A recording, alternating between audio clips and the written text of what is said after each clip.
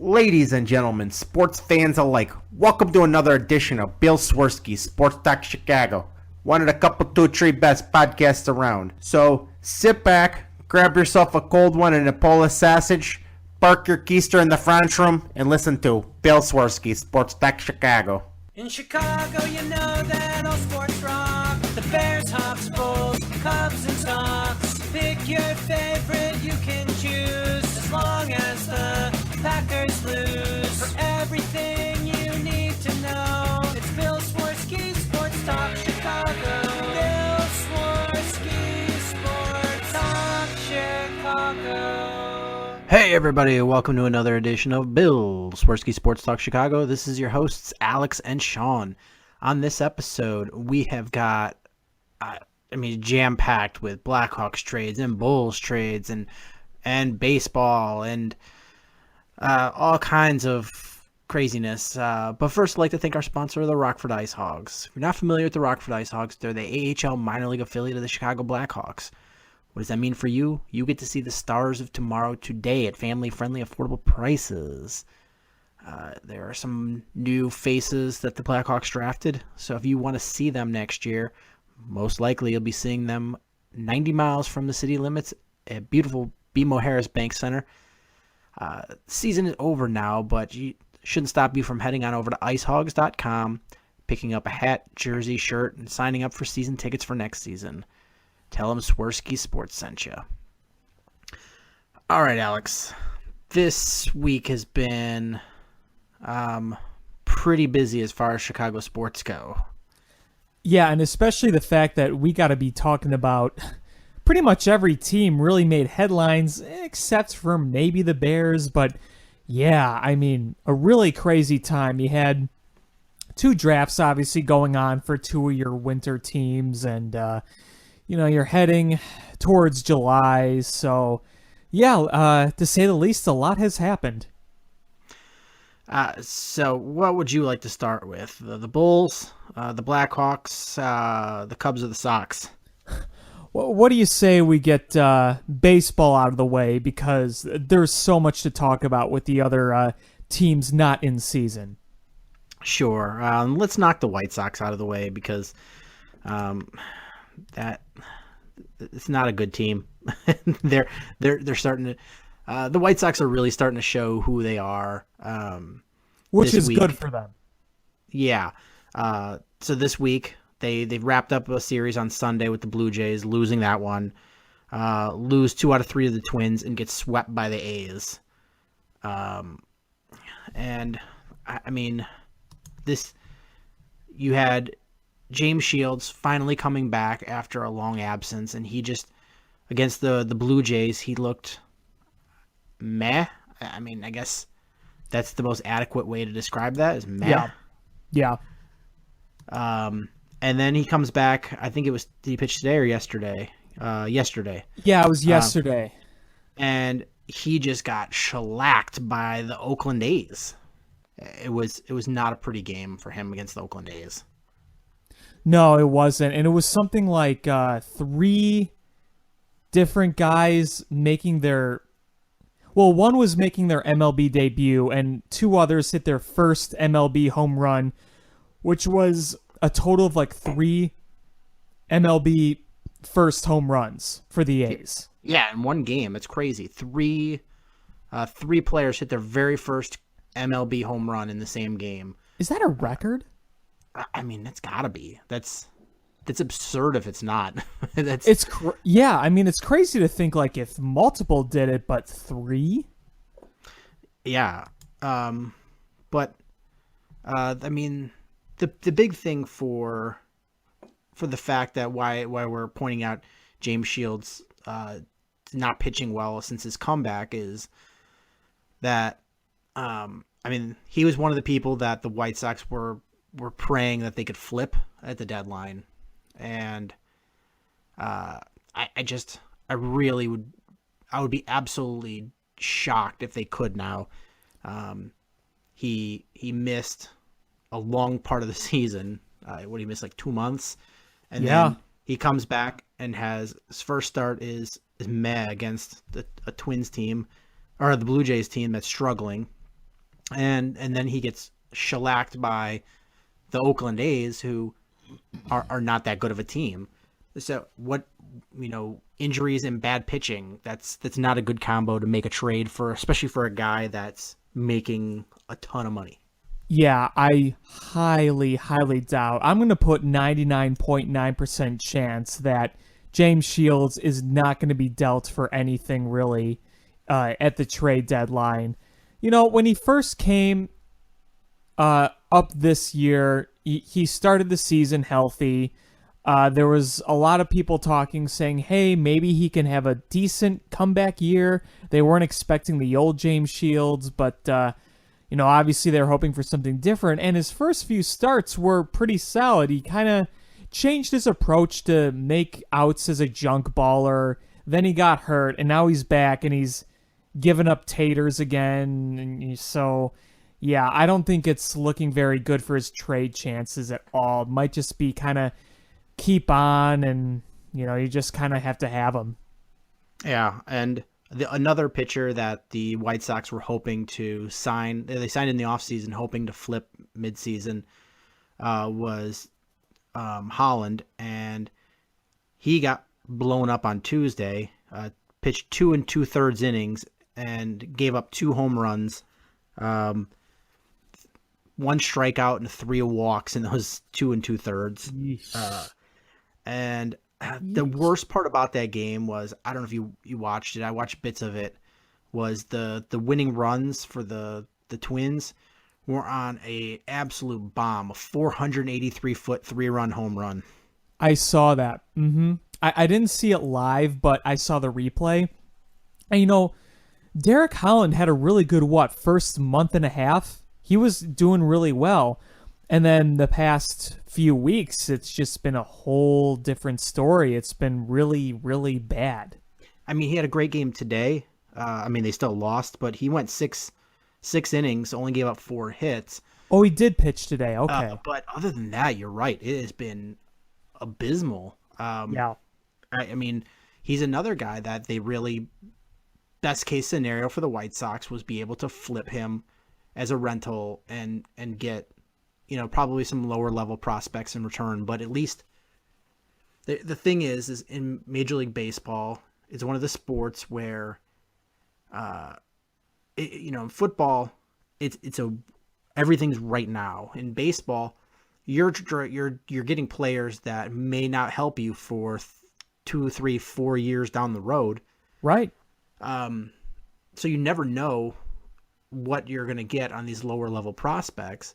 So anybody you get for a guy like that, he's not going to be on your team next year, is flip him and get prospects back, because you never know who's going to fully develop. So the more prospects you have in your farm system, the absolute better. And I just don't see them being able to flip Derek Holland at this point.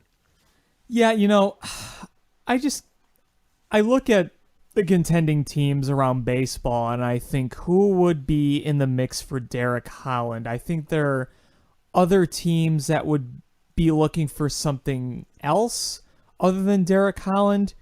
Maybe, you never know, maybe he is, and it probably wouldn't be for very much, but, you can take what you can get. It might come to the point where the White Sox will say, hey, just take him. And if you give us one little, low A prospect, we'll take it.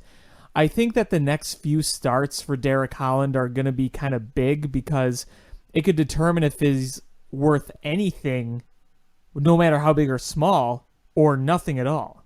So today was a good start for that. So we'll see what happens his next, let's say, 2-3 starts. Yeah, I mean, it's funny. I read a report a couple weeks ago that was rumored that the Cubs would be interested in Derek Holland, and I was like, no way. And then after these last several starts, you're just like, absolutely no way. The Cubs that's gonna be their breakthrough to trade with the White Sox, is to bring in Derek Holland. Yeah, I really have trouble seeing that. I highly doubt Derek Holland be on the radar, because we know that what the Cubs are looking for in terms of pitching is something that not only can benefit them today, but in the future, they're going to be trading for guys they can control. Derek Holland's on a 1-year deal. That's not really what the Cubs are looking for. They want to look short-term and long-term. Yeah, I mean, if it was an absolute desperation move and the White Sox would be willing to just take him, get rid of him for cash considerations, if like there was, God forbid, you needed, you had another injury in the starting rotation or something. But I really, really can't see this move happening. Yeah, I use the term 99.9% again, and that's what I'm going to use again for the potential of a Derek Holland Cubs trade. 99% sure it's not happening. Yeah, I mean, the guy I would like to see them go after that fits the bill of what they're looking for is that somebody can help them now and is controllable. Actually pitched against the White Sox today and had a phenomenal game, and that's Sonny Gray. And there's a lot of people talking about Sonny Gray. He's still young. He's got a very club-friendly deal. And when you have a guy like Chris Bosio coaching, it gives you a lot of hope because look what he's done with some other pitchers that have come in. Yeah, I just wonder if Billy Beane is really going to want to trade with the Cubs at this point. Yeah, after that whole 2014 Samardzija Russell thing, I don't know. Yeah, the White Sox though only got one win this week, 7 games, 1 win, and that was Thursday after a 5-hour rain delay. And I don't know why you have a rain delay for 5 hours. At some point, don't you just go, you know what? Let's just cut our losses and move on. But 5-hour, yeah, you would think so. But 5-hour rain delay, and the White Sox came out of it and scored 5 runs in the first. Yeah, they really let the bats do their stuff. And Matt Davidson, who's had a very impressive year so far, he's really hitting the ball out of the ballpark and hitting it hard, continue to do that. So they wasted no time in taking advantage of that game. Yeah, and it was, granted, it always makes it easier to pitch when you have a big cushion to start the game, but Quintana looked great.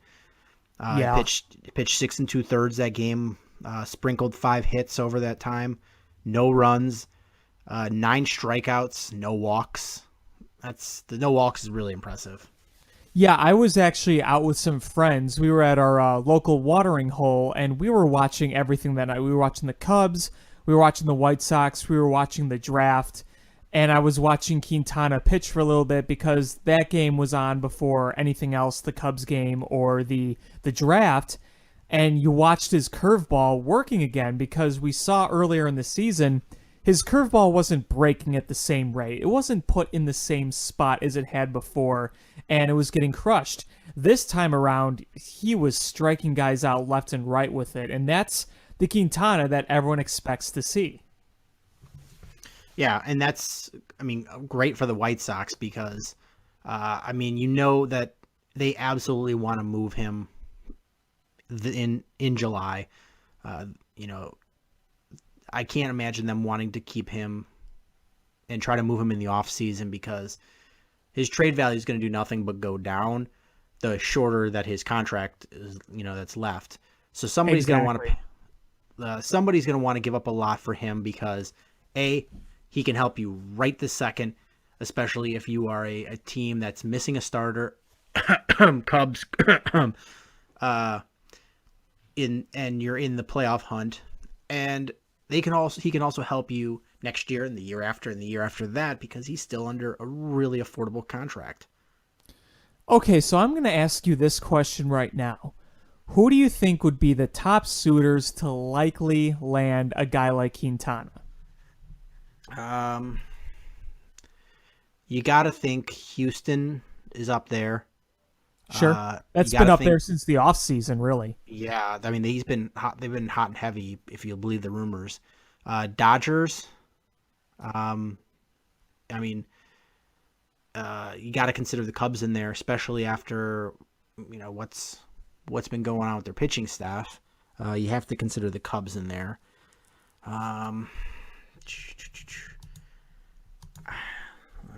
Who else probably in there?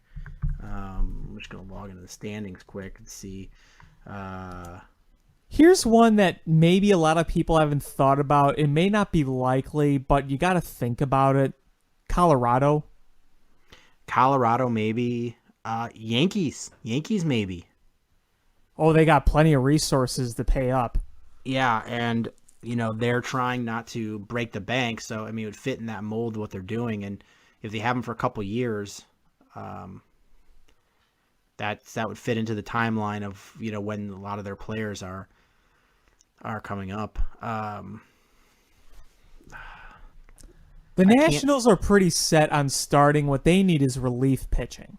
Yeah, so I was going to say nobody in the East because it's Washington and then a bunch of other people that are not in contention. The Mets aren't contending. The Marlins aren't contending. Philadelphia is really not contending. They're the worst team in baseball. I called that one in the beginning of the season. I was like, they are bad. Remember, they started off hot too, and I was like, they'll remember who they are soon enough. They do that every year. The last few years when they've been terrible, they start off hot and then they just do what they do. Yeah, and I can't, other than the Cubs, I can't see anybody in the NL Central going for Quintana. No. Cincinnati is bad. St. Louis is bad. Pittsburgh is actually playing decent now, but I just can't see them having the resources to go after him, even though he would fit really well with, the cost control. Oh, absolutely. Quintana and the St. Louis connection was an interesting thought in the off season, but now maybe that's different because the Cardinals have not been playing where they want to be, and depending on how they keep going, they may consider trading a few guys and kind of aiming for next year. Yeah. If I'm looking at this, it's probably you're right, Colorado, the Dodgers. I can't see Arizona having the horses to be able to, or the cherry chips to be able to make that move. They put in all their chips for the guys they have now. Yeah, so it's going to be Dodgers, Colorado, Cubs, Houston, and probably the Yankees with an absolute dark horse sleeper is the Giants. Oh, they're terrible. They're bad, but I would be shocked if they don't think that just with some health, people coming back healthy next year, that they don't have one more shot in the tank, and they think that he could probably help. That's why he's a dark horse. But do they have the resources though to make that kind of trade? Honestly, I don't. I'd have to look at their farm system, but because they've just been so off my radar lately. But I don't think they do. But this is just a sleeper because they're one of those teams that their talent that they have is older, and they're going to have to figure out what they want to do as far as the future. And are they going to take one more run at competing, or are they going to break this party up and start over? Yeah, I personally, I would lead towards more breaking it up, but we'll see. If you want my opinion on Quintana, I think the Dodgers make a lot of sense considering Urias is done for a year, and then they have so many resources, an unbelievable amount of resources where they could make a deal that's more attractive than any other to the White Sox. So that's one thing I could really see. The thought of that team having Alex Wood, Clayton Kershaw, and Jose Quintana. Could you imagine that? That's three lefty just killers right there. Yeah, absolutely. And they would probably be my leading contender as far as if I had to place odds on this. And Houston probably not too far behind them because they have a ton in tradable assets, and they're a team that I think, although they're playing really well, I think they could use another starter. Sure. And I think after that, it's I would be shocked if it was anybody but those two teams. Yeah, exactly. I would definitely put the Astros and Dodgers at the top, considering the position they're in, considering the resources they have, considering that they'd like to add more depth in that area where you can say the Nationals, they're pretty set in the starting rotation right now, barring any injuries, where the Astros have, their rotation could use a bit more, and the Dodgers would probably like to add more, especially with one of their guys out now. So it really makes the most sense for those two teams. It's going to come down to what they offer, when they offer it, and how well they're willing to work and make a good deal done with the White Sox. Yeah, and it's everything that we're saying. If there's a major injury somewhere along the over the next 4 weeks, that is going to completely shake things up. Yeah, think about if like Alex Wood goes down or something. If Max Scherzer goes down, that's going to change things up. Any major pitching injury is going to shake things up. But if things stay even keeled, I would be shocked if it's not Dodgers or Houston. Same. I totally agree. And we talked about this earlier in the season. As the White Sox, we expected them to try to trade everything that wasn't nailed down, and we're getting down to a couple weeks from trades actually happening, and it's looking like I don't know what else they're going to trade besides Quintana. John Heyman reported that from what he's hearing, that the White Sox would practically have to give Frazier away, or eat all of his salary in a trade. Yeah, that's what I'm hearing too. I mean, I'm gonna pull up his stats right now, and I don't know him off the top of my head.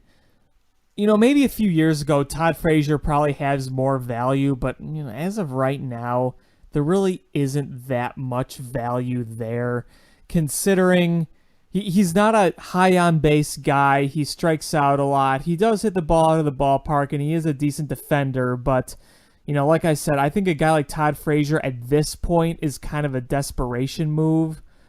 Okay, I'm pulling up his numbers now. Yeah, he's hitting .211 right now. I mean, to be fair, in the month of June, he's batting .269. His slash line is .269, .351, .537 with 5 home runs. It's better, yeah. Which is much better. But still, he's pretty much a boomer bust guy, and I it's hard to imagine somebody trading for that, barring an injury. Same thing with Melky Cabrera. Although he's batting. He has a slow start, but he's batting pretty well. Like in June, he's in the 270s overall. In June, he's got a .331, .386, .480 slash line. Yeah, it's pretty good. But he's got a $15 million salary and can't play defense. Right. I don't know. He's a weird case. He's not a bad player, but he's not really attractive for a post. Maybe I'm wrong. Maybe someone shells out for him. Maybe they take him. I don't know. But he doesn't seem very attractive for a kind of a playoff run. I don't know. He's a very weird case. Yeah, and here I agree with you fully. It's weird because if I'm a team and I need an extra bat, not an everyday guy, if you're going to get him cheap or just for pay a salary, there's way worse options. You have to think he's one of the better options. Oh, sure. He's got a veteran bat. He's hitting fine. I don't see anything wrong with it, but I just don't see them bringing any kind of return for him. That's what I mean. I know he will be traded somewhere. I'm not saying he won't. I don't think you're going to expect a haul like you would normally expect for that kind of a player, because he's not a bad player, but they're not going to treat him like he's a perennial all-star and give him this big package. At least I don't think they will. That could change. Dave Robertson, I'm hearing no buzz about teams inquiring about him. And that, I guess that doesn't really matter because you don't hear about every single talk, but you're not hearing any rumors about him. No, Just none at all. Crickets. I mean, the only thing people are talking about is the Nationals need a closer. David Robertson is a closer available. They need bullpen help. There's David Robertson again. And that's just kind of all talk among fans and media people who aren't actually reporting rumors or talks. They're just saying that he would be a good fit. And that kind of talk only goes so far because we haven't heard any actual legit rumors that that is a target for them. But of course, it's the end of June. There's still a few weeks left before the deadline, and things will probably stir up. But, you know, it's interesting. I thought by now we might have heard a little more buzz about him, but, you know, I guess we'll wait and see if anything more comes anytime soon. And you're totally right about the Nationals need a closer, and the White Sox have one available. It's basically the equivalent of a couple years ago. Well, the Mets have all these arms, and they have no bats, and the Cubs have all these bats and no arms. It's perfect trade partners, and no trade happened. And you hear it from Theo, and they're like, we never even talked about that. Right.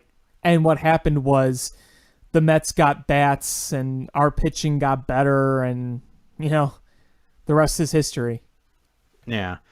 And Abreu, apparently off the block. So that leaves you with Quintana. And Yep. maybe if you can flip any of Derek Holland or Mike Pelfrey or Gonzalez and I just don't see any of those happening. So Not Miguel Gonzalez has had a pretty miserable year. Mike Pelfrey, he had some good starts, but I really don't think a contending team is, we're one Mike Pelfrey away from contending. That's what they're saying about Jose Quintana for sure. An all-star pitcher, that's what they're saying about, but not a Mike Pelfrey, probably not a Derek Holland, even though more likely than a Pelfrey or a Gonzalez. But yeah, I'd say that the most attractive trade assets on the Sox are Quintana, maybe Frazier, Melky, and Robertson. yeah, so it's going to be it's a lot shaping up to be a lot different than what we expected going into the season, as it is now, getting closer to the trade deadline. You know what's so interesting about the White Sox process? When they traded away Eaton and Sale, there was almost a thought among many people that said that it's just going to be a fire sale in the offseason, that pretty much everyone was up for grabs and more would be gone. Well, after Sale and Eaton, it was pretty much the end of it at the time. I'm just saying, I expected maybe a few more fire sale-like trades among the White Sox, like a Frazier, like a Cabrera, like a Robertson, but that didn't happen yet. So, I don't know. I just think that's something interesting to point out. I think Rick Hahn is a little bit more calculated than that, and he's not going to just give people away. But, and also, we're in a little bit of a different era. I think people just aren't willing to just flippantly trade for somebody if they're not sure he's going to be helpful or have a very good feeling. I feel like in the early 2000s and the 90s, people would just make trades to make trades. They're like, well, it's not working clearly. Let's just make trades. I think it's the changing landscape of baseball is less about that. And, I don't, as much as I think Rick Hahn would love to be able to flip all these people, he's not willing to do anything to help other teams without benefiting the White Sox. And I think they would much rather eat the last few $1 million of Todd Frazier's deal than just hand him over to somebody for no benefit. Right, and I acknowledge the fact that Rick Hahn is a very smart guy, and it probably makes sense that way.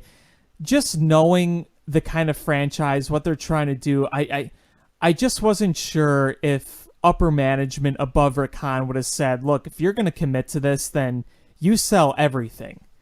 You know what I mean? It's not really from a logistical standpoint. I just thought, considering the franchise they've been and what they've done, I thought maybe they'd be a bit more willing to sell more if that was the direction they were going. It's like the one of extremes. Like, for the extreme, you saw Reinsdorf being loyal to all these people, And now if it's like, oh, if you're rebuilding, then sell everything off. Do you get what I'm saying? Yeah, absolutely. And we'll see. We'll see in a couple weeks if the White Sox do just go gangbusters and start trading everything, or if they really do stay calculated and want value in return. You know what's interesting? I think right now, and I think about what this White Sox roster will look like in September, there's part of me that thinks, I think a good deal of me thinks that it'll be very different because there'll be a lot of trades, but let's just say this. I wouldn't be terribly surprised either at this rate with what they're doing, with the value of the guys they have now. This means nothing to do with my thoughts in the offseason, because I had very different thoughts in the offseason, like I just mentioned. But there's a small part of me that almost thinks that the roster won't look terribly different. I don't think so. I think it's going to be really interesting to see what their roster is going to look like next year. Oh, for sure. A lot of their top farm guys, I don't think are ready to be everyday players. So they're going to have to do like what the Cubs did in 2014, and 2013, 2014, and they're going to just have to just do more plug-in guys that are, 1-year contracts, 2-year contracts. I think they're going to have to fill in.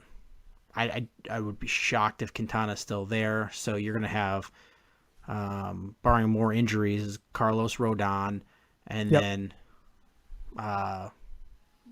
then possibly just a bunch of rental players in the rotation. It's going to be, I think next year is going to be worse than this year. It could very well be. I think it's got to get a little worse before it gets better. Yeah, for sure. And it's actually kind of interesting to think about. Obviously, we talked about the difference of the situations between the Cubs' first-year rebuild and the Sox. The Sox have a lot more assets to sell. But you look at 2012, the first year of the Cubs rebuild. Other than getting Kyle Hendricks in, what was it, the Dempster trade? Yep. There really wasn't any huge trade splash, and we sold a lot of guys. Yeah, we really did sell a lot of guys. 2/3 of the starting rotation got flipped in like a month. We sold Mahalam. We sold Giovanni Soto. We sold Ryan Dempster. I feel like there's more. I'm sure there's more. I'm just not thinking of it right now. But, they shut down Jeff Samardzija at the end of the year, and literally the rotation was completely different by the end of the year. Yeah. So it was absolutely different. So I just see that with the White Sox is they got a lot of 1-year deals. Those guys are going to either be traded at the end of this year or mid this year, or they'll just be gone next year. Right. And I don't think, is Fulmer ready to come up and be a starter? I don't know, but Kopech is not ready. Like their other guys are not ready. They're going to have these oddball guys that in a couple of years that fans won't even remember their names as their starting rotation. Right. Exactly. The last two bits of White Sox, this week they've got a 4-game series against the Yankees and a 3 against the Rangers. And Carlos Rodon will make his first start of the season this coming week. Yeah, I'm hearing that innings will probably be limited, as I would imagine, but, we'll see. So that's really it for the White Sox. Cubs is, before we talk about the games, is a little bit of where there's smoke, there's fire. Addison Russell's wife officially filed for divorce. Yep. Which, based on his play, not shocking that there's family things going on at home. And Kyle Schwarber was sent down to Iowa. Yep, that's a very, very big topic of conversation, and I wrote a Sabermetrics article for today on the subject, and there were a lot of numbers to break down what's been going on with him this season. I'll probably go into detail of that now, but there's a lot of talk and controversy over the sending down of Schwarber, and I think the main point I want to make is if our management thinks that's necessary, then I guess it's necessary. My only thing is, I think we saw enough of him trying to, them letting him try to correct issues on the major league level and staying in the roster, and we saw that it wasn't working. Like enough of a data set to be like, this isn't working. But I just don't know what going down to AAA is, because it's what usually your best pitchers are that aren't in the pros are in AA. They make that jump from AA to the pros if they're a top guy. Otherwise, they're those borderline guys that are never really going to make it. So I just feel like he's going to just clobber the ball at AAA, and it's not going to help him out. I thought the best option would have been probably to send him down to high A and just send one of their roaming hitting scouts or hitting instructors to just do nothing but work with him. Not playing games, but just work on that swing. Get a couple at bats here and there in games, but just really work on that swing and get that timing back. Work in the cage, do those things, because I think it's more of his timing is off than anything else. Yeah, I mean, there's a lot of talk about the issues. I think that a lot of it is mental, and that's what Theo Epstein kind of said. He needs to get right again. He needs to get right again mentally. And if I'll share some of the discoveries I made looking at the advanced metrics. I mean, he's still very patient, and he is below average at number of times swinging at pitches outside the zone. So if it's outside the zone, he'll take it. Thus why he has a ton of walks. His base on ball rate is like 13.8%, and that's really, really good. The main problem is, he's not making the right contact rate in the zone. That's a problem. And he's also, his BABIP is like 198. That is insanely low. And his pull rate is pretty much at 50%. So he's pulling the ball half the time. And what's with that? There's a defensive shift on him every time. So a lot of times when he pulls the ball into the shift, the chances of him being out are higher, as well as his line drive rate from his rookie year are down a few percentiles. So if you're hitting hard line drives, even in a shift, it automatically increases the chance of getting a hit. He's not hitting it as hard. He's hitting it into the shift, and he's not making enough contact in the zone. So those are some glaring issues right there. Yeah, and I mean, just the eyeball test, you see a lot more soft pop-ups and balls that are just right down the heart. Not even, as far as major league standards go, not even that fast of fastballs. You're seeing 93, 94 miles an hour fastballs straight down the middle with no movement, and he's late on them. And that was when I wanted to talk about a few weeks ago when they were playing the Giants, when they were playing Jeff Samardzija, and multiple people were talking about this. 88 mile an hour splitter that didn't split at all, right over the heart of the plate. A pitch that Schwarber should have hit Sheffield Avenue with. He flat missed it. Yeah, it's not just, that's not alone. That's not like a one-off thing. You're seeing that pretty much on the regular. Is he's not hitting mistake pitches, things that are just thrown right down the middle. That's weak. Why? If you pitch around the plate, he's got much more success, because you're right. He's not swinging at it. He's got a very good eye. He's very patient. But when you throw things right in the heart of the plate, he's not hitting him. And when he does, he's popping them out. I mean, he's got some home runs because he is catching a few things here and there, but his numbers are bad. I mean, I don't know if it's mental. I don't know if he needs to reduce the bat weight. I don't know what it is.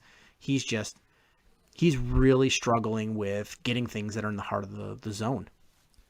And I mean, it's just you sit there and think, if he was hitting those and he was getting hits and he was walking at that rate, imagine the numbers he could be putting up. Absolutely. I mean, that's the big part of the problem with the Cubs offense is you need at least two guys clicking at the same time, and the Cubs just don't have that. They haven't had two guys clicking at once in a while, and part of that is Schwarber hasn't been hitting at all this season. And that's what is so infuriating, because when Bryant hits, Rizzo doesn't. When Rizzo hits, Bryant doesn't. Thus, the inconsistent offense. Yeah, I mean, last year, think about it, is to start the season, Zobrist and Fowler were like absolutely tearing the league up. Mercilessly. Yeah.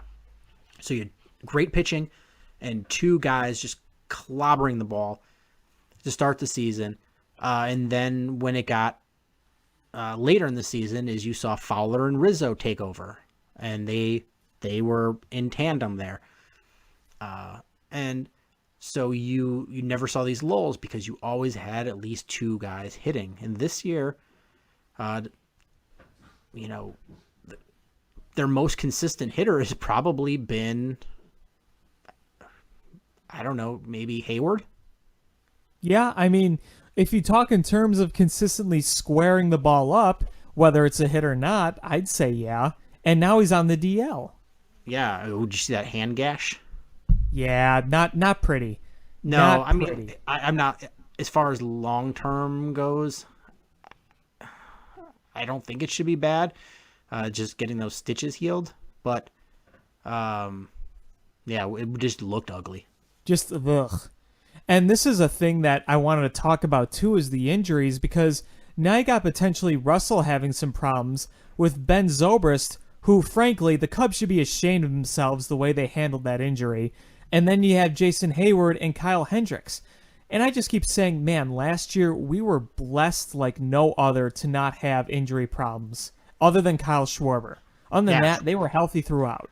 Yeah, I mean, it looked like it was going to be bad because Schwarber happened, like second or third game into the season? Yeah, it was like game 4. And, but then after that, it was just, you had a couple of minor things here and there, but other than that, it was smooth sailing. And this year, you're starting to, Addison Russell, he's got off the field problems, and then he's got a shoulder issue now that probably led to a loss. You have, like you said, is Hendricks, who had an injury and then had a setback to the injury with some complications with his hand. And now we don't know when exactly his timetable is. Yeah, it's been hush-hush about it. Hayward, I don't think it's a serious injury. It's one of those that it just got to heal. You just worry. Yeah, what are you going to do about that? You just worry how he's going to swing the bat when he comes back. But it's probably a week or two. And then Zobrist, that's I'm so mad at the Cubs about that. The fact that they knew about this injury for weeks, and then it got worse and worse, and then they put him on the DL. A lot of people are mad about that, and I'm mad about it too. Oh, he's fine, he's fine. No, he's not. We clearly could tell he wasn't. I'm very unhappy about that. Yeah, and the guys that they have left are, that's part of the issue as well, is Happ, although he's just got all the power in the world, and has just been, he's got a ton of home runs for how much he's played. He's a guy that's a free swinger and will strike out a lot. Baez is a guy who's a free swinger and will strike out a lot.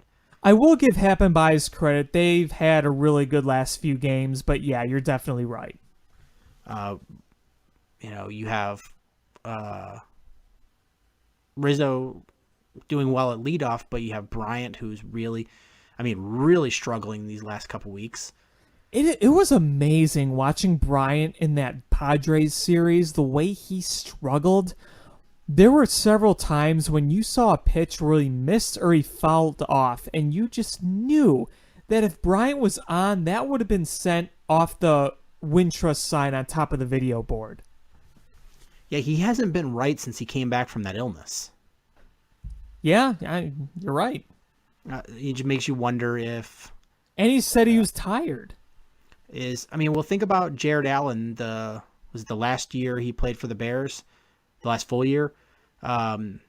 He had like pneumonia or something, and he lost like 15, 20 pounds. Yeah. And he said he just never during the season, he just said he couldn't, with the rigors of the season, he couldn't put the weight back on. He couldn't get the strength back. It makes you wonder if that's something with Bryant did that illness, is he not being able to put back that weight and get back into just being himself due to the illness and the rigors of a long Major League Baseball season. Yeah, I mean, especially when he's talking about fatigue, where he's talking about physical fatigue and all this, it really makes you wonder, and it kind of worries you too. But I don't know. He's going to have to work out of it, and I think he will work out of it.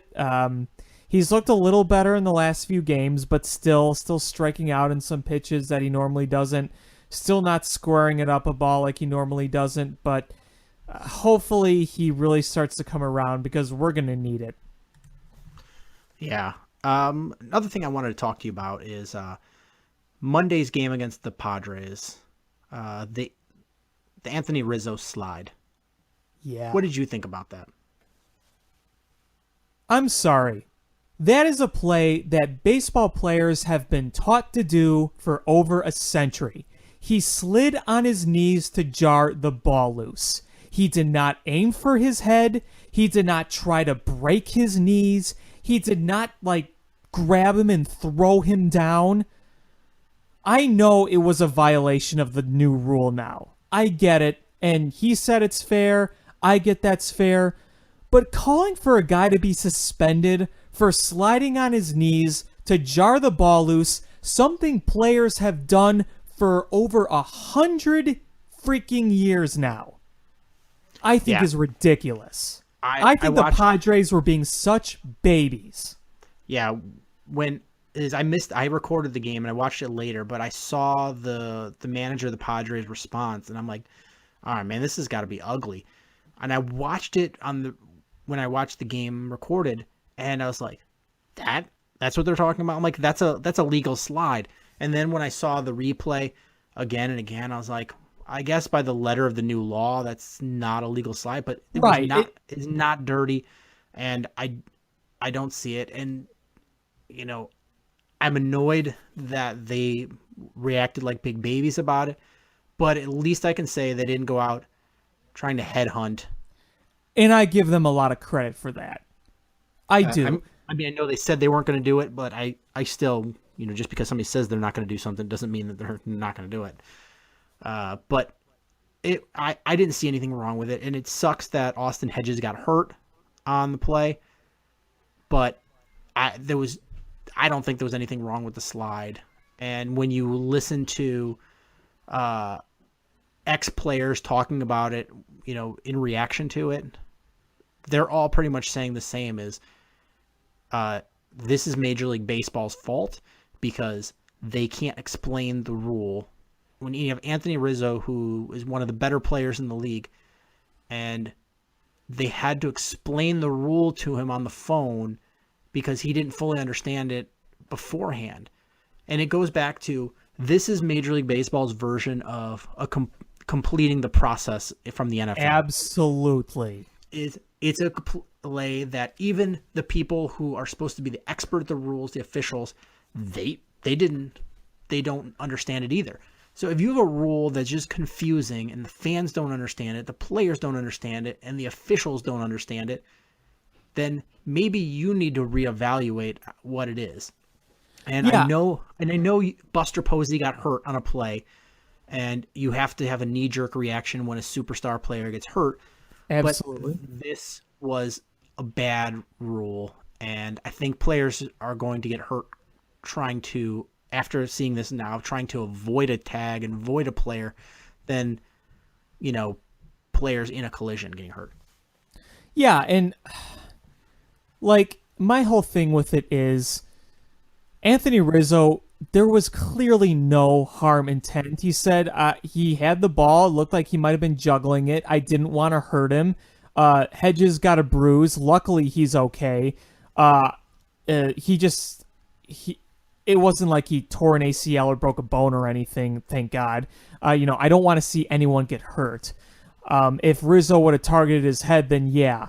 And I mean, initially, I get the Padres are being kind of like, I don't like that. It's against the rules now. And yeah, his slide was out of the lane. Yeah, I get it. It was technically a violation of the new rule. I won't argue that. But the way the Padres media reacted, you would have thought Rizzo lowered his shoulder into his head.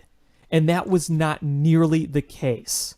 Yeah, I mean, here's the thing, is these guys, most people commenting on this don't understand what it's like to be a professional athlete. And these guys are bigger, faster, and stronger than, the average person. When they do things, I run slow enough where if I have to make a decision, I have plenty of time to do it because I'm run slow. But if you're like a big guy and you run fast, and this is something you do day in, day out as your job for a long time, is you have instincts. Your instincts kick in.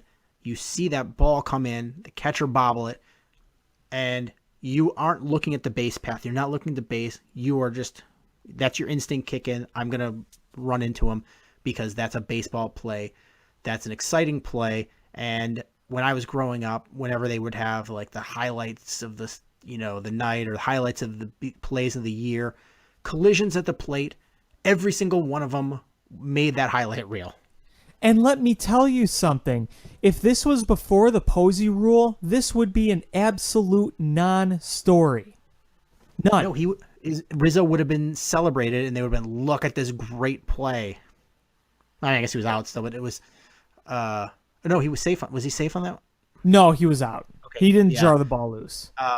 It would have still been a highlight reel on, on the news and on ESPN and stuff, because it was an exciting. Collisions at the plate are exciting. And Joe Madden expressed that opinion, and now everyone's calling him a jerk and a bully. Yeah, baseball wants more instant gratification to feed into the young fans. It's a slow, calculated game, and they want to be able to have fast-paced things that they can feed in short videos on Twitter to young fans. And collisions at the plate are perfect for that, and they take it away. I also find it ironic that so many of these so-called baseball purists were calling Rizzo a dirty player because it was against the Cubs, and the Cubs are now villains, and everyone wants to root against them now because they're quote-unquote sore winners. I find that very ironic too. Look, like I said, the rule was put in place. Whether you like it or not, that's the rule. There was a violation. There was never a penalty for that violation for any other player. So why would there suddenly be a violation?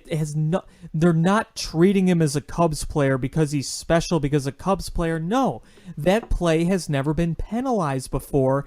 And again, he didn't lower his shoulder. He didn't target his head. He didn't go in head first. He slid on his knees in hopes to jar the ball loose. A typical baseball play that has happened since baseball was born. Absolutely. And as far as the rest of this week with the Cubs, you had promising results, but they took 2 out of 3. Should have been 3 out of 3 against the Padres.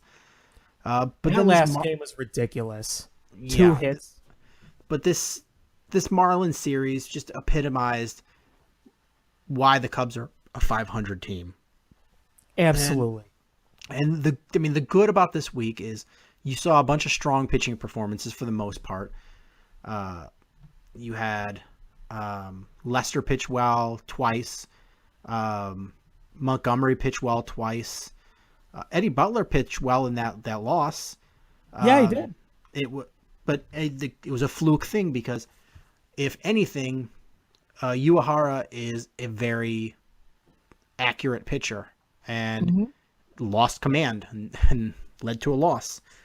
Arrieta looked good looked really good against the Marlins. Very good, yeah. And, you saw Lackey lose in Lackey fashion to the Marlins. Is pitched really great and then, gives batting practice to Stanton.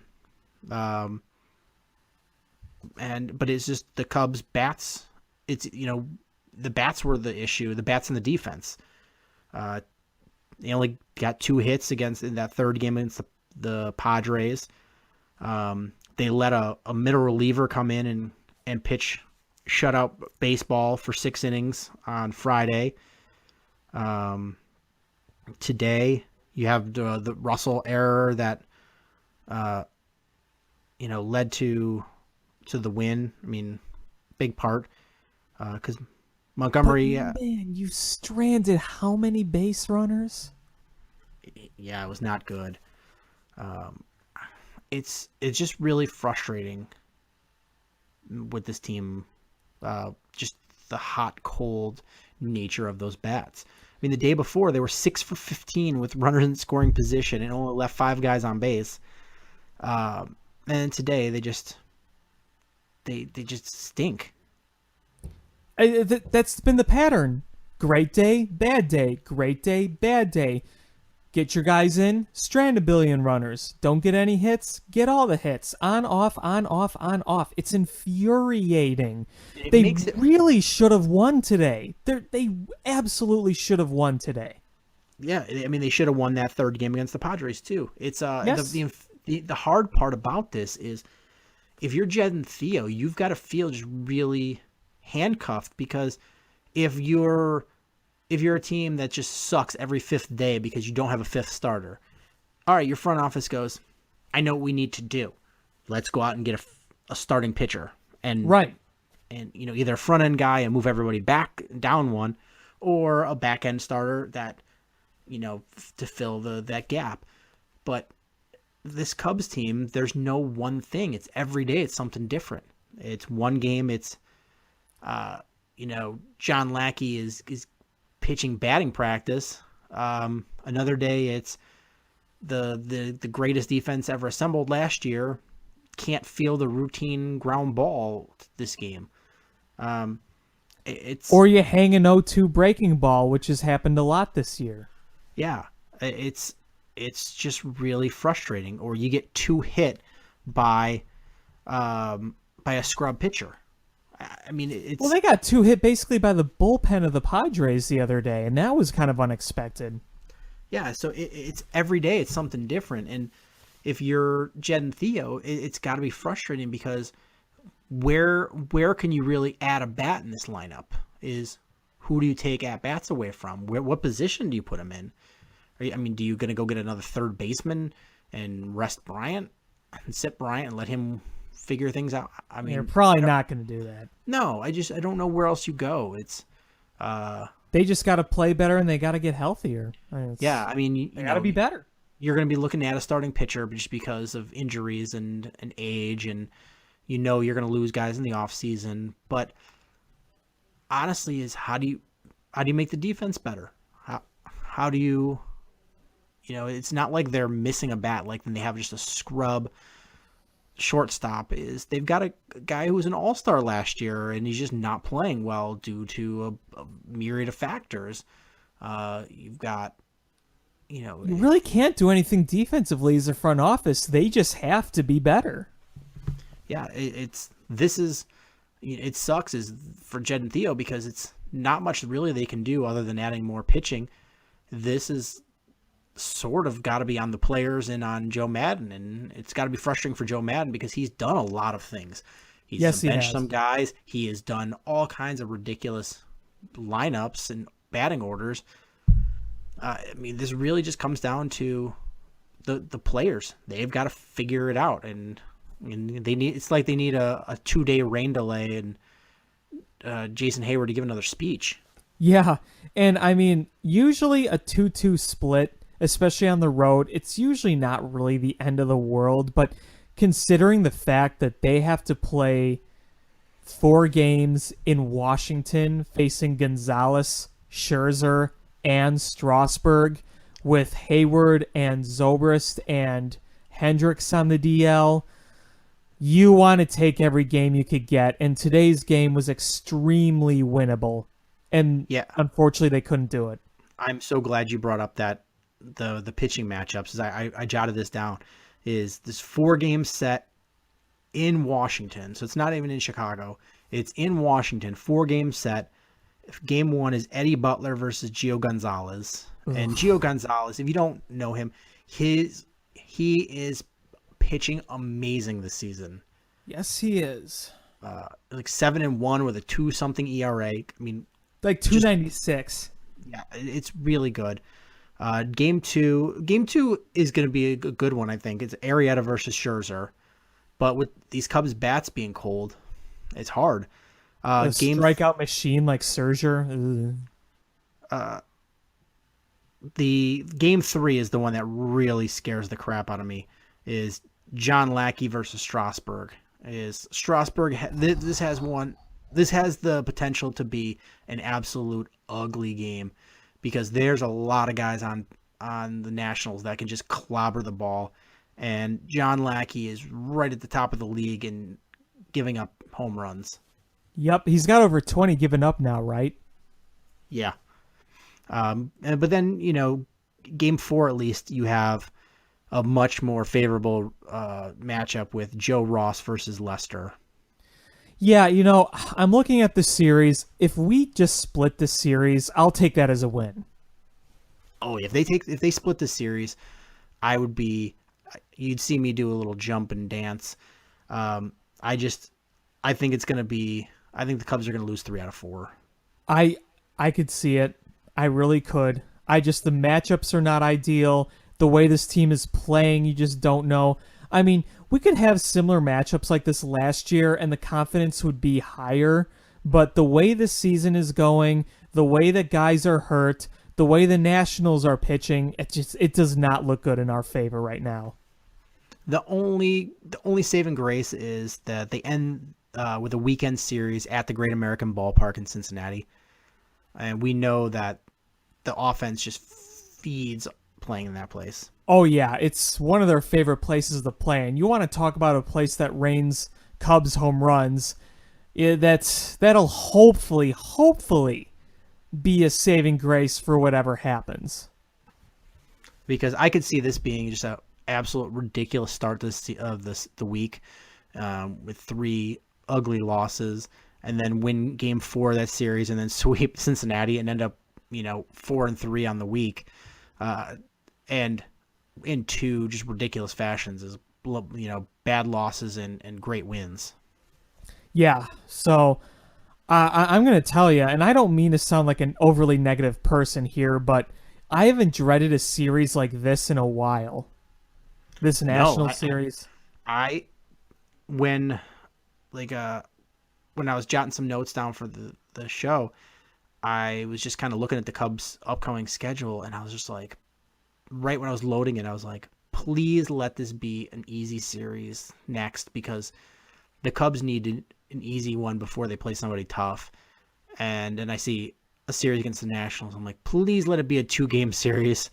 And it's a 4-game series. And I'm like, please let it at least be in Chicago. Nope, it's in Washington. I was like, crap, everything. This is just like worst timing for this. I really wish they would have at least taken 3 or 4 from Miami. Winning today would have felt a little bit better. I mean, had they won that last game in against the Padres and won today like they should have, the Cubs would be in first place. Yes, they would, and it seems like every time they get within 0.5 of the division, then they go back to being 2.5 back. Then they step back to being 0.5 back. Then back to 2.5. Then back to 1.5, and so on and so forth. But one last thing I wanted to say about baseball before we move on. Baseball America came out with their 100 top prospects in the minors And Gleyber Torres is number 2 on their list. But there is a problem. He's out for the year. Yeah. And I still think the trade was worth it. Why? I think so too. Because we won the World Series. Yeah. It's just, and plus you look at him and he's sort of blocked because you have 2 better shortstops on your team and the pros, because Javi Baez is naturally a shortstop and Addison Russell's there right now. So, but it just, it just sucks to see them have, you've already used up your part of the trade, and they're just starting to taste their end of the trade. Honestly, it doesn't bother me that much. We got a World Series out of it. It really doesn't bother me that much. And he's still only, a low A prospect, high A prospect? He's somewhere there. But the top, I'm going to go top 11 just because I like where number 11 sits. But Yon Moncada from the White Sox, number 1. Gleyber Torres, 2. Cody Bellinger of the Dodgers, 3. Austin Meadows of the Pirates, 4. Bellinger is unreal right now. Yeah, Ahmed Rosario from the Mets, 5. Nick Senzel, third baseman for the Reds, 6. Willie Adams from the Rays, 7. Ozzy Albies from the Braves, 8. Victor Robles from the Nationals, 9. Alex Reyes from the Cardinals, 10.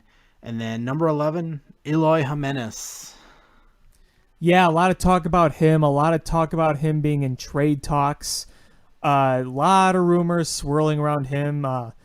Maybe not as much rumors, but potential talks, I should say.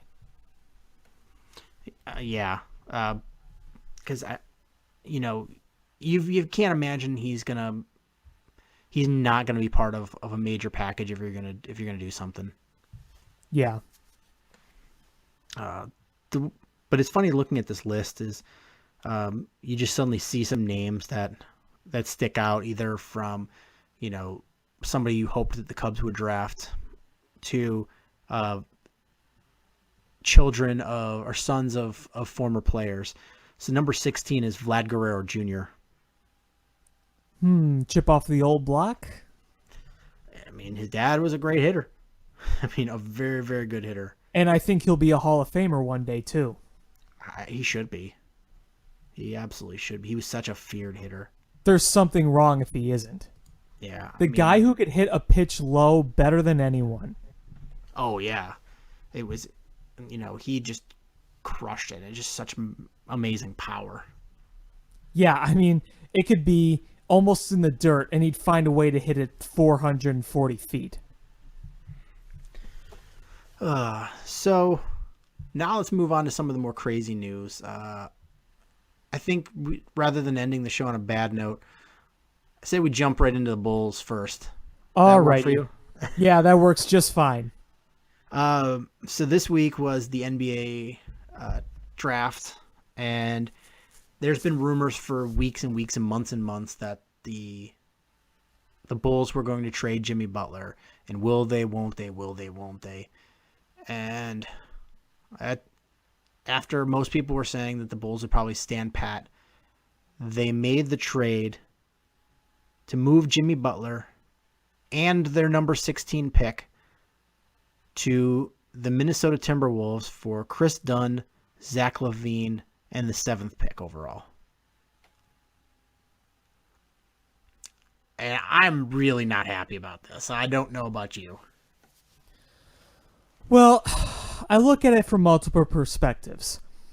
The good perspective, at least they're choosing a rebuilding direction. I think that a lot of people are happy about that.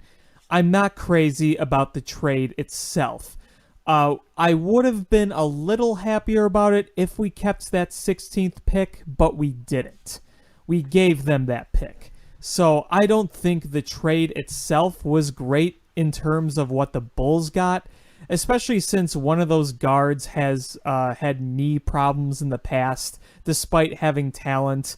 But all I could hope for is that this truly establishes a rebuilding philosophy and that they do really realize that they need to start over and they need some high draft picks and they need to rebuild. It seems like that would be a pretty clear statement in this trade. I just wish what we got in return for this particular trade, other than just the direction of rebuilding, there was a little more in benefit of the Bulls. Yeah, I got a kind of a heated argument with my buddy that's a Bulls season ticket holder. He loved the trade, and I just couldn't see where he was coming with it because I still don't see it. Is in the NBA, the winner of the trade is the one who gets the best player in that trade. And in this trade, Jimmy Butler is hands down the best player involved in this trade. For sure. And he's gone. Now, I get the reasons why is you need to rebuild. But you're right, I think the kicker at the end of it was you had to give up the 16th pick as well. Chris Dunn was a guy they loved last year before the draft. They wanted to draft him. But he didn't play well his rookie year. And he didn't play well under Tom Thibodeau, which you expect because he does wonders for guards. Zach LaVine played really well, but here's the thing: he's coming off an ACL injury. He might not be ready to start the season, and he's going to be a free agent next summer. Yeah. And the number 7 overall pick, that's kind of one of those, like, in the NFL, that's a great pick. In basketball, that's a terrible pick because you don't usually have 7 guys that are great in the draft to change this. Right. And I called it. I told a bunch of people, I was like, they're going to draft some goofy European 7-foot white guy. And who did they draft? Goofy 7-foot European white guy that can't rebound and can't play defense. So basically, they drafted Nico Mirotic.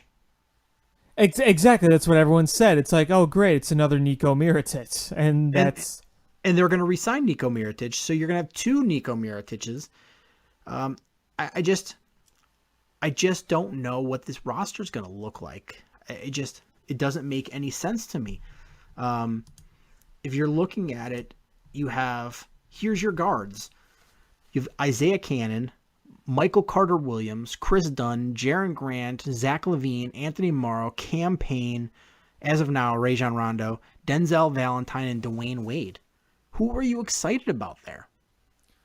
Really not much as of right now. All I could hope for is that they're really bad and they can get a good pick. That's really my only hope at this point. But there's really nothing to get excited about right now in terms of what they have right now. I mean, I get it that with having LeBron in your conference and having the Spurs and the Golden State Warriors in the other conference is, what are you going to do anyway? Might as well build for your team to be good in a couple of years which is a very good point. Yes. Yeah, so LeBron is getting older. A major injury, or at least a significant injury where it's going to nag him, is going to come soon. I mean, it's just father time catches up with everybody. And the salary cap is going to catch up with Golden State. So in a couple years, it's going to work itself out. And if you're good, then that's probably your best chance. But I just don't know how any of these guys are helping you right now, unless they just want to be bad to stockpile draft picks. But your forwards are Cristiano Felicio, who I like fine enough. He's not a stud. Joffrey Laverne, Lauri Markkanen, Nikolai Mirotic, Bobby Portis, and Paul Zipser. And your lone center is Robin Lopez. Like, who on this whole team is exciting? Who's going to be the face of this team?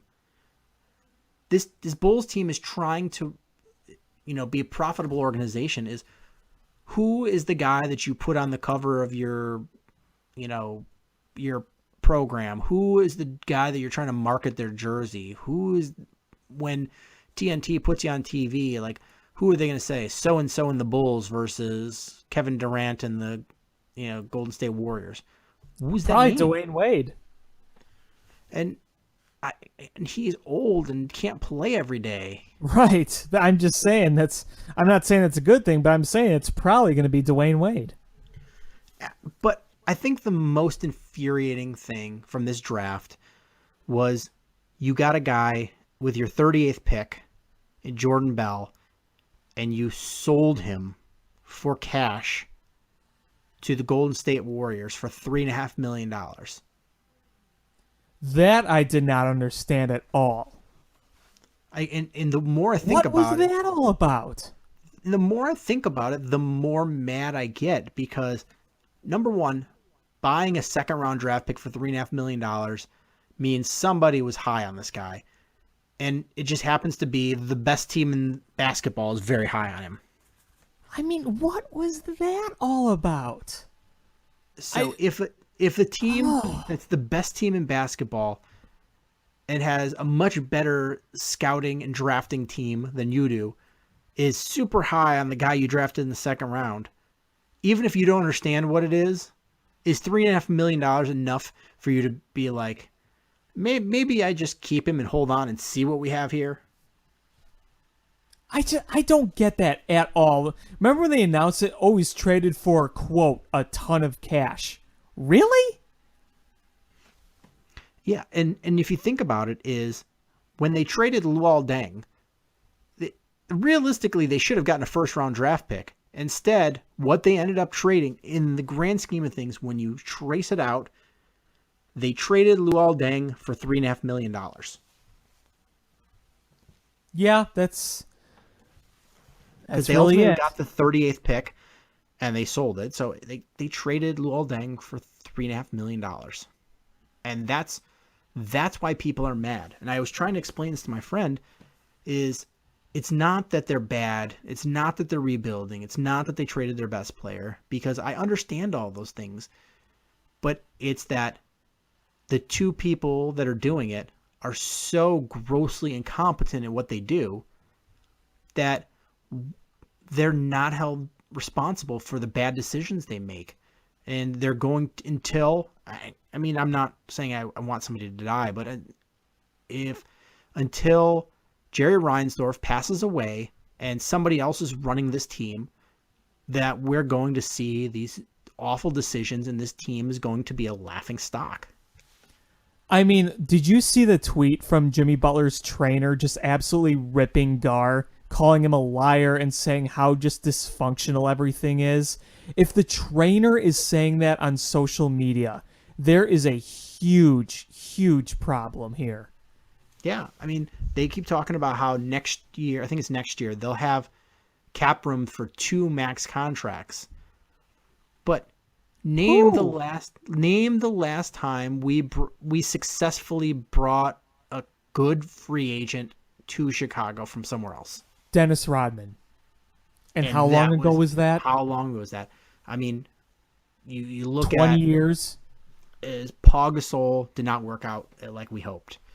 I mean, Ben Carlos Wallace. Boozer, Ben Wallace, you can name them. I mean, like, you'd have some okay signings, but nothing that makes or breaks your team. It's just like, who are you bringing here? You've gotten spurned by LeBron James twice. You got spurned by Dwayne Wade in his prime when he was actually a good player and worth $20 million a year. Mm-hmm. You got spurned by Carmelo Anthony. It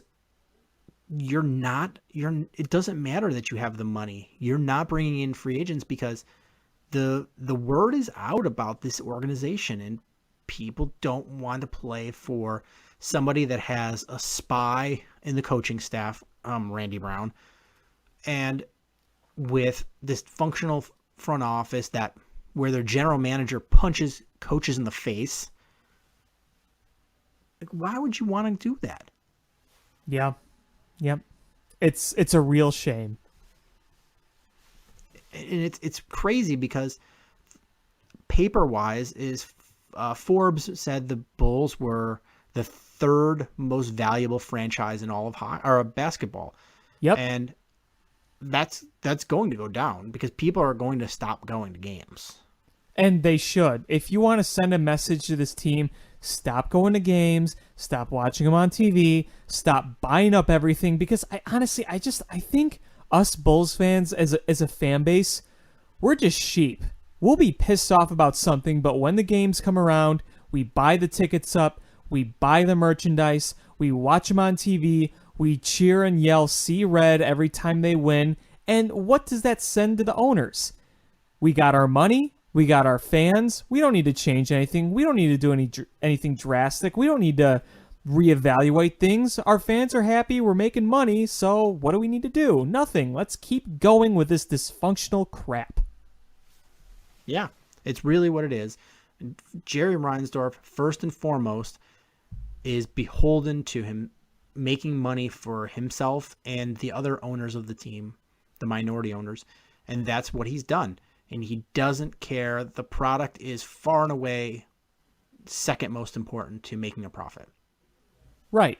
And I'm not trying to rip the Bulls fan base. I mean, we're a very loyal fan base, and I'll pat ourselves for that, but that's the reality of it. I mean, I get when we were not good but we had a young Derrick Rose. Like, all right, that was a completely different situation. Yeah, if you have an exciting player and you're not playing well, I understand going. But this team this year there's nobody exciting to watch. Zach LaVine is coming off an injury. Chris Dunn was not a good player last year. Butler's gone. Dwayne Wade is a shell of himself, and he feels the same way because he's lashing out at regular Joes, at fans on Twitter. That this is hitting him right in the sensitive spot is when he's lashing out at fans. Yep. Not even people with blue check marks next to their name. It's just random ass fans with 100 followers. And are you going to be excited about 7-foot Lauri Markkanen? I mean, who are you there to be excited about? This team is not going to win a lot of games. And I mean, the over-under right now in Vegas is 25 wins. But you know what? If it gets us a good pick, that's what I'm hoping for. That's all I can hope for at this point, but it's not going to be pretty.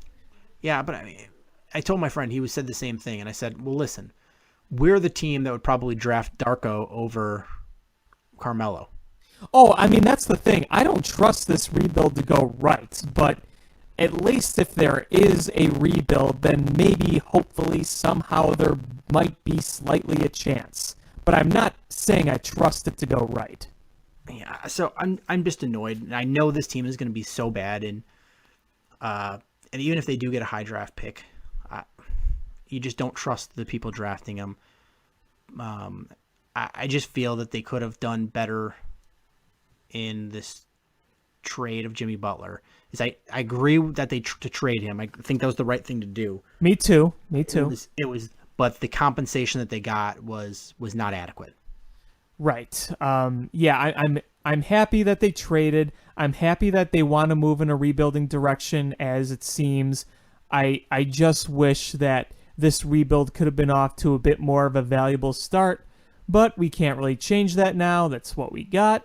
So, I don't know. I mean, I'm so emotionally drained about the Bulls. It's almost like I'm numb to them at this point. It's just like, whatever. I've been sick of them since they were eliminated in 2015.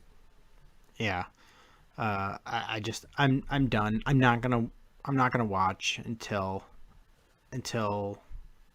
either Garpax shows me that they know how to do their jobs, which I don't see that happening, or they're fired and they bring somebody else in that has a direction and has a plan and they understand what they're doing and they don't lie to the fans and they don't lie to the media. Yeah. I hear you. So I guess the last thing we need to talk about is, which is not a little bit, but the Blackhawks. Yeah, a lot going on with the Blackhawks. Do we start with the trades? Do we start with the draft? Or we just start with the saddest of the stories? Pick anything. Spin a wheel, see where it lands. I'm gonna go with Marian Hossa. So we talked before that the rumors were that a core piece was going to be gone, and I think everybody naturally assumed it was going to be Seabrook and it was going to be a trade. Right, because of the contract. And I think everybody was absolutely shocked when it turned out that it was a medical issue, and it was Marian Hossa. And such a medical issue it's not something we're used to seeing. It's not something that we're used to we're not prepared for that kind of thing, like a skin condition. But when they talked about it, how the medicine was wearing off, how they talked about how it was painful and it was just physically bad for Hossa, it really, really hurt to see as a fan. Yeah, I mean, it's weird. It's, excuse me, there's no medical term per se for what this is. It's classified as a contact dermatitis, but typically contact dermatitis is, you put a little bit of either hydrocortisone from over the counter or topical Benadryl, and it goes away. It's just, a little bit of raised bumps and itchiness. But what this was a really severe kind of contact dermatitis that was all over his body, and it was oozing. And back in the 70s and early 80s, this was kind of rampant in hockey, and they called it the gunk.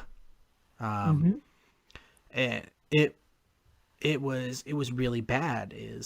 Several players had to leave the game because of it. And the Wild announcer had to. Marian Hossa is not the first Blackhawk that's had this happen. Yeah. So it's not new. It's just something that hasn't come up in a long time. And it hasn't come up really with, this kind of caliber player, a future Hall of Fame, first ballot Hall of Fame player like Marian Hossa. That makes the story even more of a story. Yeah, and it's just an absolute shame. I'm sure what they did was treated him with a lot of topical steroids. And the problem is a ton of things from what the sound of it was. Yeah, and the problem is overuse of steroids can lead to all kinds of other side effects. You're supposed to only use them short periods of time, and they've tried different ways of covering his skin from the equipment. They've tried, different ways of cleaning his equipment. Nothing has worked, and they're talking about, all right, being out for this year, let it fully heal, and then come back. But honestly, I think we're all pretty much geared up for that. We'll never see Marian Hossa play again. Yeah, I'm kind of mentally preparing that for myself, because think about it. He's 38 now. Then he'd be almost 40 when trying to come back. It's very hard to see right now, and it absolutely sucks because Marian Hossa is one of the greatest free agent signings in Chicago sports history. He came, immediately made a difference, was the veteran star presence that he was, and contributed to 3 championships. Yeah, I can't think of another more valuable free agent signing. It was an absolute blessing and what the Blackhawks needed to get over that hurdle. And although, he's not as good of a player as he was when we first got him or in years prior to that, he's a guy that has evolved his game and still making a major impact on this team in a positive way. And he's worth the money that they pay him. And you know what? Even last year, he had a really good productive year goal scoring wise, even at his age.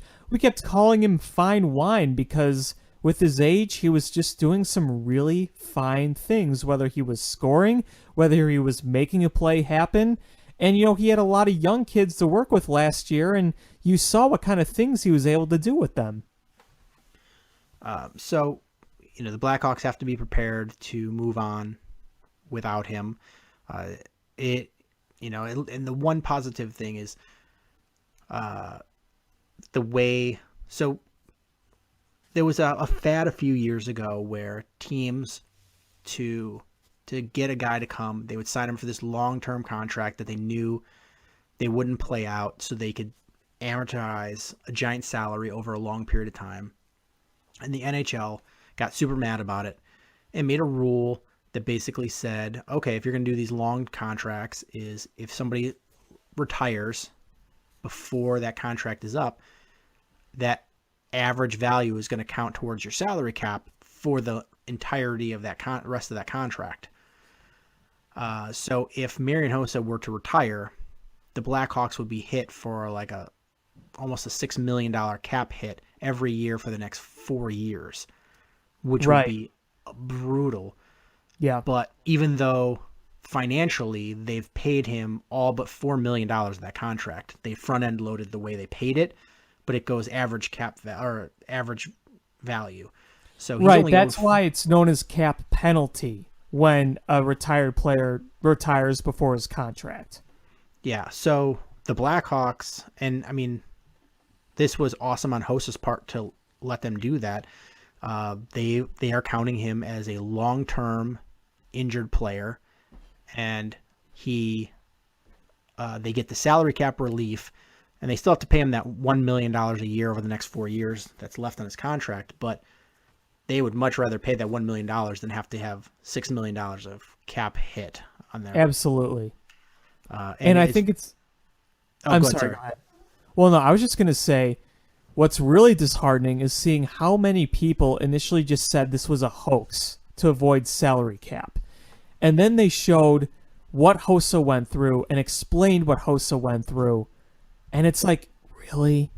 He went through all that and you're saying it was a hoax? That bothered me. Yeah, it's absolutely disgusting what fans were saying. Is the Blackhawks any day of the week would pay that money to have Marian Hossa.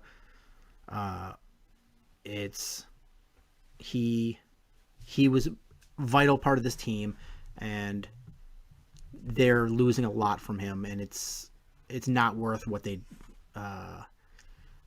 lost. And so anybody that think that this was some sort of stunt needs to reevaluate where they're at. Right. It really is a shame to see that kind of thing.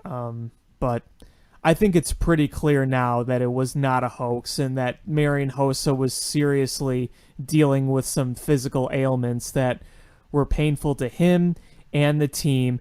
And it's ridiculous to say you wouldn't want a first ballot Hall of Fame player, Marian Hossa, on your team. This isn't some scrub. This isn't some one-year wonder guy. This is Marian Hossa, future Hall of Fame player. Absolutely. And they worked it out to their advantage as best they could with the injured reserve versus the long-term injured reserve versus the retirement. Right. But they were just taking a page out of the Flyers playbook. Is the Chris Pronger. He last played a game in the 2011-2012 season, and he was on the books with one of those long-term contracts for $5 million a year. Yep. That just expired, at this draft, at the end of this season. So just like this month, they finally went off the books, and they just put him on long-term injury reserve. So somebody was paying that contract, but it wasn't counting towards any sort of salary cap. And they actually traded his contract to the the Arizona Coyotes Right. for a player. And the rumor was that the Blackhawks were trying to do that with them as well because they have a cap floor that they have to hit that they weren't hitting. So they just bought a contract and they got a player in addition to it. But it's, they're just trying to do what's the best they can, but I'm sure that the Blackhawks would much rather have Marian Hossa than that cap room. Absolutely. Expansion draft happened this past week. Mm-hmm. And as expected, Trevor Van Riemsdyk was taken, but Marcus Kruger was not traded to the Las Vegas team. And TVR was traded to where every Blackhawk seems to go, Carolina. Yeah, he was not even there, a full day before he gets traded. Yeah, really. But Kruger stays, and the rumor I'm hearing is that Kruger's days are still numbered with the Blackhawks. Which makes sense because of the salary cap hit. The salary cap and the production that he brings for that money. It's one of those ones, say like Seabrook. Is Seabrook a bad player? No. But is he a bad player compared to the money he makes? Yes. And it's the same thing with Kruger. If Kruger's making $1 million a year, I would not trade him. But he's making over $3 million. That makes it much harder to swallow keeping him on the team. Right, you're paying $3 million a year for an outstanding penalty killer, which it's great. He's great at the penalty kill, but he's not scoring goals or putting up points. And then the Blackhawks had two major trades. The first, or I don't remember which one was first. But I'm going to tell you right before you go into this. Can I just say something really quick? Absolutely. One of these trades I absolutely loved, and I'm going to explain it. But please go on. I actually, I'm not going to say I actually am behind both trades. The first one I have in my notes is they traded Nick Hjalmarsson to the Coyotes for defenseman Connor Murphy and defenseman Laurent Dauphin. Just a casual, if I'm just sitting there watching, I love Nick Hjalmarsson, and I'm so sad to see him go. He was one of my favorite players. My two favorite Blackhawks are both gone this past week, Marian Hossa and Nick Hjalmarsson. But I get it. Nick Hjalmarsson is on the wrong side of 30 years old, and he has $4 million a year on his $4+ million on his cap number, and you got a couple years left, 2 years left. You're trading him for a 24-year-old defenseman who's got 5 years left at less money. So if you send the other player down to Rockford, you're saving just under $500,000 a year, and you get a player that's 6 or 7 years younger.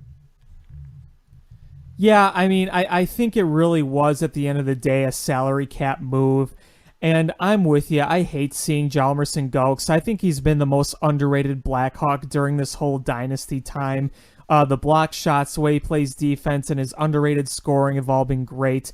But if the Blackhawks feel like this is a salary cap necessity to clear up and that it's just got to be done, then I understand it. I see it more of not a salary cap for this season. I see it for the coming seasons. They've got this guy under control for 5 years now, locked him in, and they needed to get younger on defense. We saw Absolutely. We saw how old that defense looked. You're kind of stuck with Seabrook. You're kind of stuck with Keith. You've got a younger elsewhere. You got rid of Trevor Van Riemsdyk. He was a young player.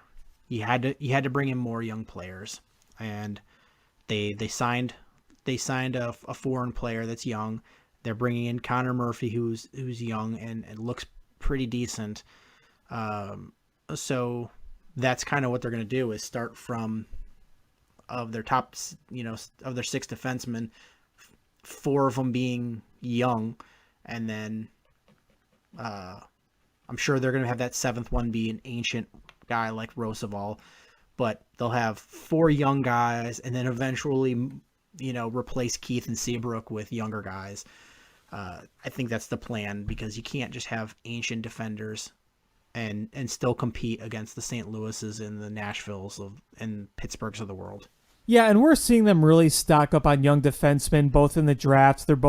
Their top 2 picks were defensemen, and then Connor Murphy, 24 years old, physical, can score, can move around. So something that the Hawks really seem to want.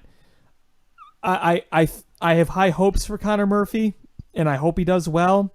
Like I said, I hate seeing Nick Hjalmarsson go, but I get why the move was made. Am I jumping for joy? No, but I get it, and I have hopeful optimism that it will work out for the best. The second major trade was they traded Artemi Panarin, Tyler Mott, and their 6th-round draft pick this year for Brandon Saad, Anton Forsberg, and a 2018 5th-round pick.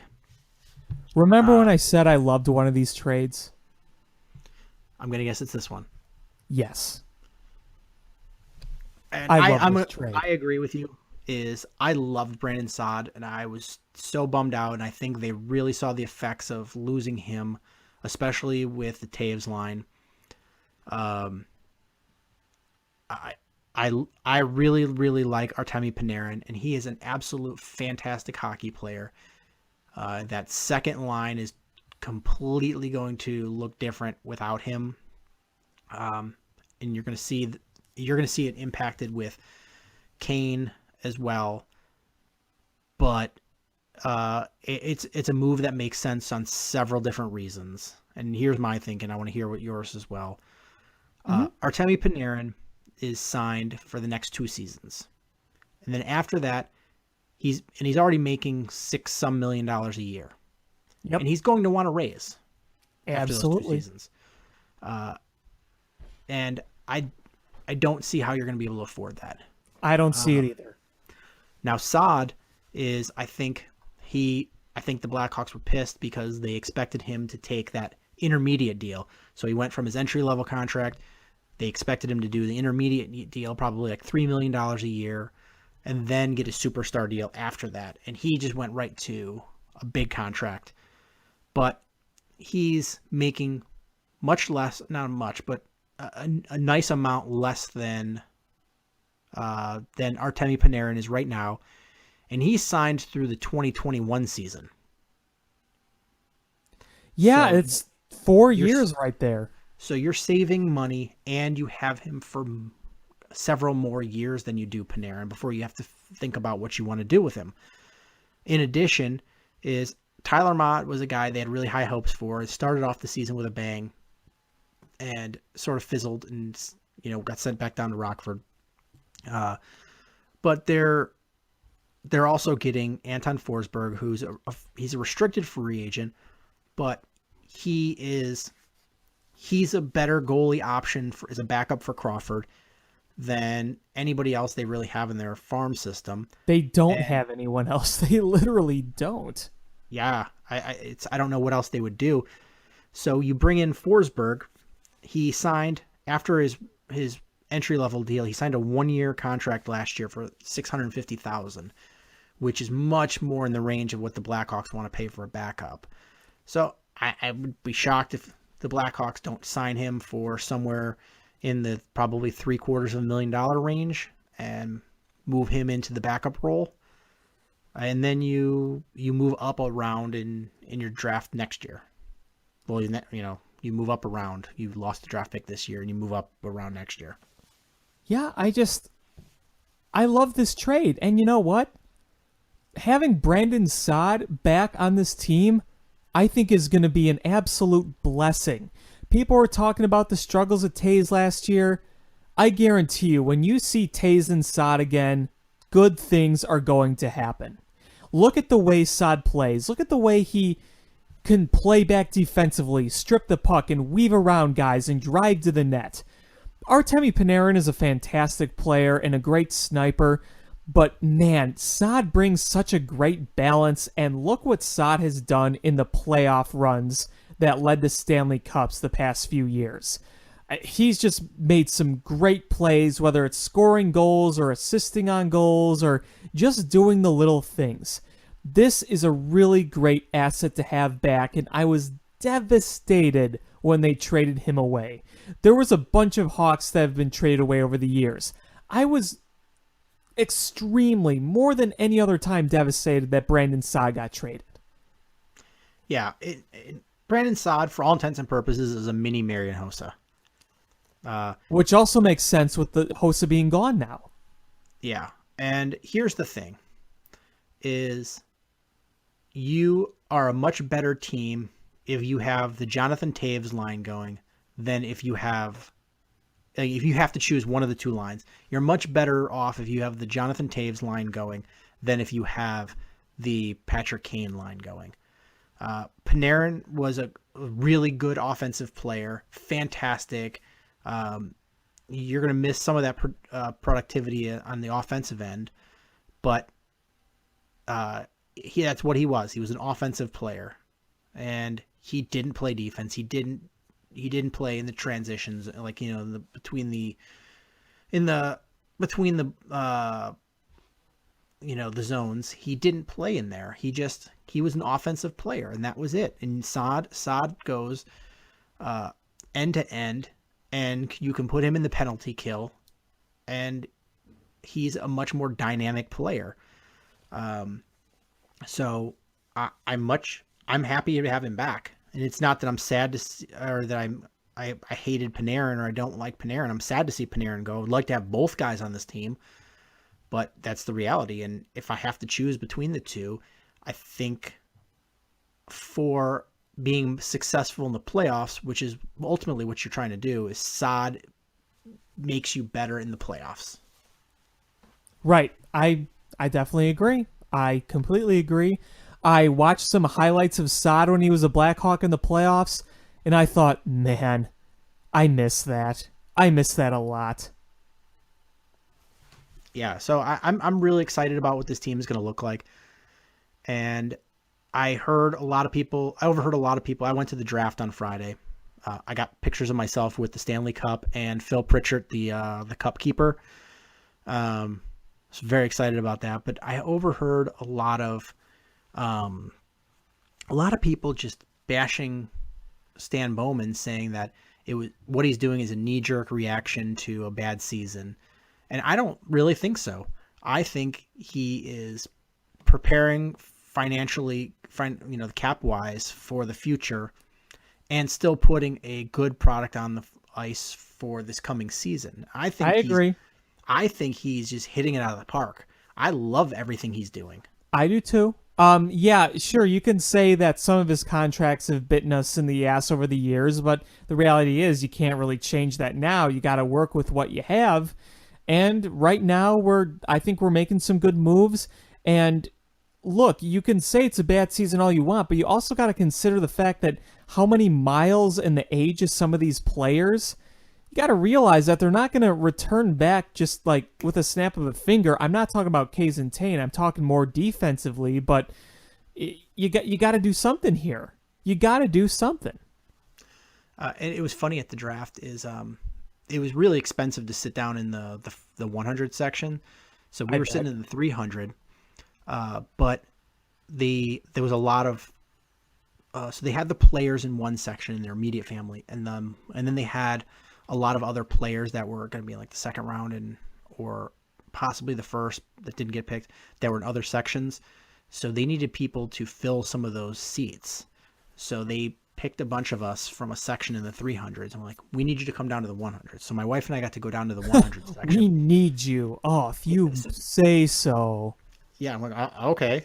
And they were like, if somebody comes up and needs your seat, you have to go back up to the 300s. And we lucked out and got to stay there the whole time. Awesome. But the two people sitting in front of us both played in the NHL. I don't want to give any names just because of the nature of what I'm going to say going forward. But both of them are now GMs and head coaches for junior hockey. Really? Now.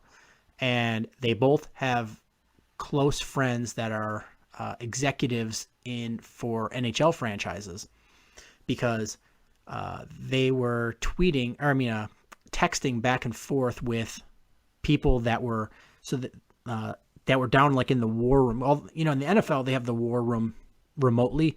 Here it's always on the player level, on the ground level. And he was texting people down there about their draft picks, but he was doing it in French because I Googled him. He's from Montreal. My wife speaks French, so she was reading the text that he's holding up. And so he was talking crap about certain players. He was trading junior hockey players while we were via text. And That's pretty cool. He was commenting about people's drafts and what they're doing. And it was really insightful. It was kind of cool. I don't want to blow up a spot in case somebody is listening, but you're in the middle of all this. Yeah, it was really awesome. But it was funny because I'm seeing one of the teams that I saw several like blogs like talk really highly of their draft. He lambasted, and one of them is Philadelphia. He was like they traded up with their first round or their first pick, and it was number 3, and they could have got that guy at 7, 8, or 9.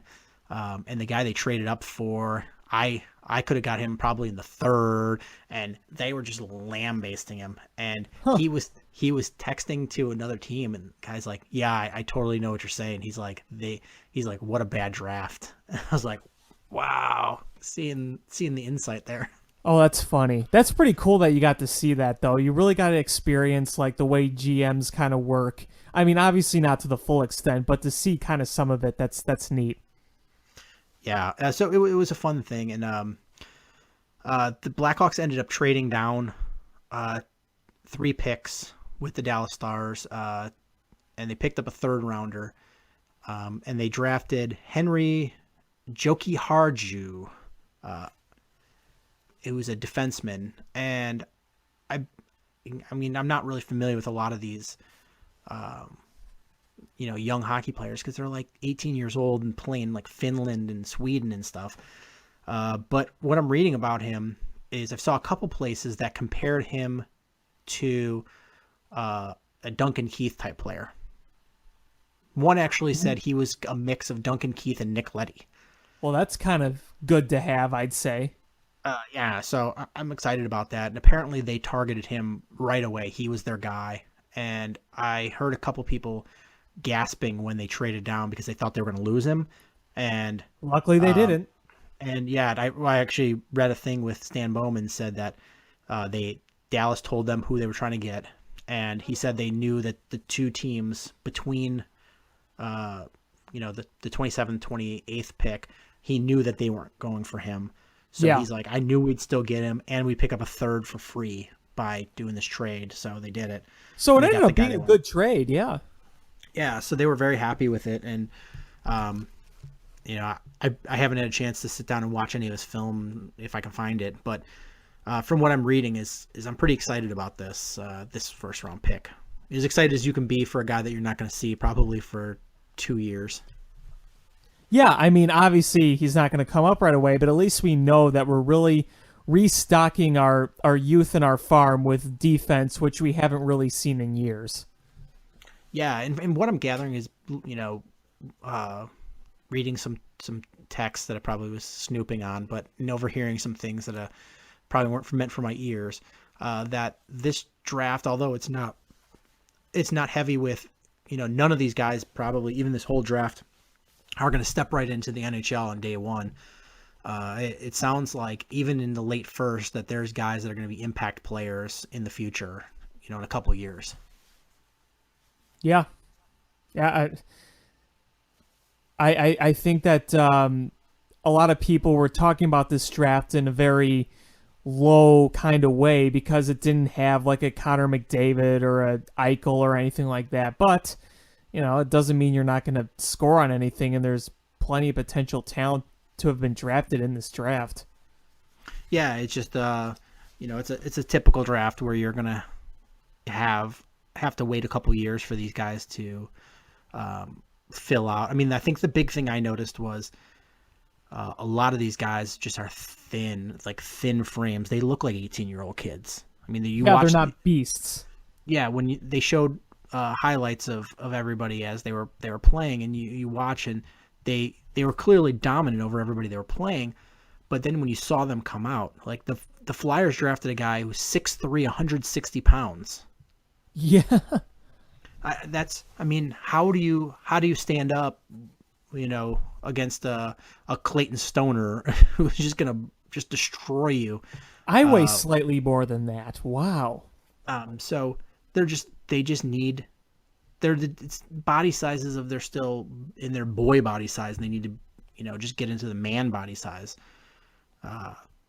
So I think it's not the skill, it's just the growing into their body. Right. Well, I don't know if there's anything else that you wanted to talk about. I think we covered a ton. Yeah, we covered so much, and I think I said everything I wanted to say. Real good show today. Yeah, absolutely. So I guess that's going to do it for this episode of Bill Swerski Sports Talk Chicago. I just want to thank everyone so much for listening. Please make sure you subscribe however you listen to podcasts, whether that's iTunes, Stitcher, YouTube. Share with your friends. Thank you guys so much for listening. You can hit us up on social media, Twitter @ShyFanPat1, @Swerski Sports, Facebook.com/Swerski Sports, SwerskiSports.com. And until next time, bear down. Cubs win! What a lucky break! The good Lord wants the Cubs to win! We thank Ditka and God for all they have provided. Cubs win! Cubs win! Cubs win! Oh, I don't want her. You can have her. She's a Packer fan. She can't fit in my van. And she looks like member New Yorkers. Smoking crack is not legal.